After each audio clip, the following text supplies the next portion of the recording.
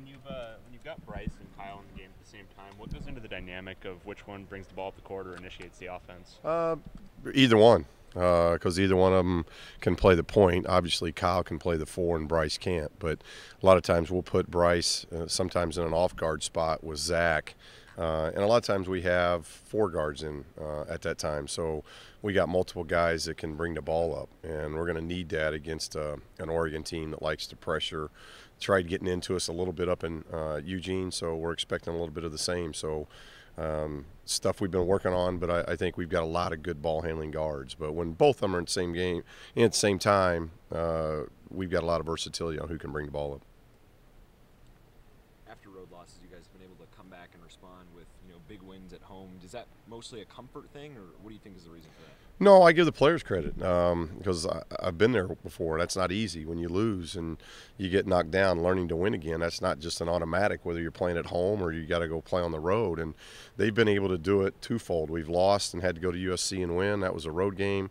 We've lost the second game of some two-game road trips that we've had to come back at home and win. So the guys have proven that they can stay away from losing streaks. And they've got it. Here it is. They're in that situation again. And so if we go by past experiences, they've done a very good job, but it's about continuing to prove yourself. And we're getting a very good, very hungry Oregon team that's coming in here. And we had a great game with them up in Eugene, and we're fortunate to get away with the 2-point win up there. And I think this one's going to have a lot of the same to it. I think they know they're playing for a lot, we're playing for a lot, so it makes for a late February a great game. 35% of your opponent's points come from the three-point line. I think that's like seventh most in the nation. Why do you think that is? And how have you felt about your three-point defense? I don't know. There's been a lot about our defense, and you bring up stats. I think we're one of only 4 or 5 teams that defensive and offensive efficiencies in the top 25. So, and I've hammered our defense a lot, but I think 4 out of the last 5 games we weren't very good defensively at Stanford. But after watching the tape, they made a lot of shots. I guess I like our position regardless of what percentage of we're giving up, percentage of three-point shots. I like overall defensively, other than Stanford, we've shown a lot of improvement. And to be one of only 4 or 5 teams in the country where you're ranked in the top 25, top 30 in efficiency, both offense and defense, this late in the year, that's pretty good. With your rotations at this point in the season, do you feel like they're kind of set with having Zach and Bryce come in at that 14-minute mark right around there? Does that feel like it's a set thing, or could you still think about adjusting it? Well, we adjust it, and we adjust it game to game depending on how those starters are flowing. We've had a couple games, trying to think at Cal, we rolled with starters for about 8 minutes in the second half.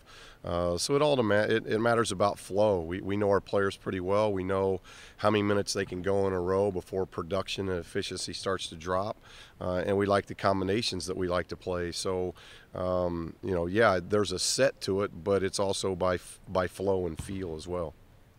In terms of the three-point attempts, is that maybe an offense or offenses attacking the zone, especially? The three-point attempts that your opponents are taking. Yeah, I don't know. We mix zone and man. We mix some presses, so it comes down to do we want teams? To be honest with you, I think we give up too many easy ones. If we could make teams shoot more threes and take away more of the inside, I'd be much more in favor of that. Just because the percentages are going to go in our favor, because the three-point shot. Free throws you make at a high clip, 70 or better. Layups are probably 80 or better. Three-point shots, most teams are 40 or less. So, if I had my ways, I'd just soon teams shoot 30, 35 threes against us.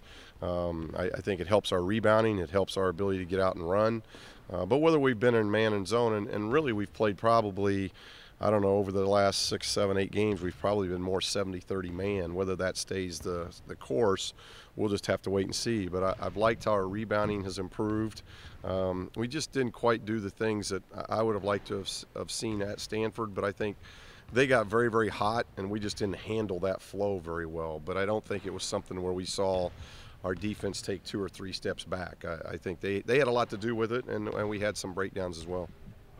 Tony Parker's quality minutes the other night, I mean, how key is that for going forward to develop that interior presence? Well, it's been real good because obviously Dave and Travis give us pick and pop guys that can run the floor, extend defenses. They're almost like big stretch fours. The one, really legit center post presence that we have is Tony, and I think the last 4 games he's just been terrific, and he's putting in the time. He's putting the time in the weight room. He's putting the time in the film room. He comes in every day looking at more tape, and we see him getting better. So we saw that early in the season, around early to mid-January, and he had a little bit of a dip, and now he's really becoming consistent with that play. And I thought the one mistake that was made, we didn't get the ball into him enough in the second half against Stanford, because he had a really good game here against Stanford, and he was on his way of having a really good game up there as well, and we just didn't get him the ball enough in the second half, and that's something we got to look at, because I think he's given us a dimension inside that we haven't had, and that's a good thing. Is it a thing where you might want to get him more minutes, or is it you want to keep him confident with the minute he's getting right now? Yeah, I think anytime production goes up, you want more minutes. With that said, Dave and Trav's minutes have been going up well too because of their production. Trav is producing in the last 4 or 5 games better than he's produced all season long. So there's only an X number amount of minutes. We like playing Kyle at that forward spot as well. You're looking at player, in my opinion, player of the year in this league, so his minutes aren't going down. So there's only so many minutes, but I do think Tony is playing very well, and if he continues that, I think you'll see him out there a little bit more. You've seen something for him in staying out of foul trouble? That's just positioning. He's watching a lot of tape, and I think that's a credit to him. He's really learning. He wants to get better, and I think that's a great trait for a player to have. So he's coming in, he's watching how other centers guard, whether it be him or the people we're getting ready to defend. He does a really good job of doing his film work and prep of how does this big like going left shoulder, does this big like going right shoulder, is a certain block that he likes to work on. Is he a back screen guy, a down screen guy, a cross screen guy? He's just doing his homework, and because of that, I think he's learning, and he's been able to stay out of trouble for a couple reasons. One, if guards can keep people in front, we're not getting driven as much. He's not fouling in transition, which has been something that's been good. And in the post, he's just using his strength more versus leaning on people. I think he got in trouble early in the season when he was leaning on people. Zach had that stretch against Stanford where he had, I think it was 8 consecutive points. What did you see from him in that stretch, especially that maybe you hadn't seen? I just thought he was aggressive. I thought he had that aggressive mentality again, and he started taking good shots. And that's I think the thing with Zach, and he's constantly learning. He's young, so he's learning what this level's all about. But he's somebody who can create his shot just about at any time in the game. But it's about creating a high percentage shot. When he shoots high percentage shots, Zach shoots at a very, very high level. Like a lot of players, if all of a sudden your shot selection is a little questionable, then it's questionable whether you make those shots. That's basketball, and I think he's learning, one, how good he can be, and how it's not easy, but getting his own shot is something he can create. Not a lot of players can do that, and now it's learning, okay, I can create my own shot, but can I create my own shot into a high percentage shot? And I thought he did that against Stanford.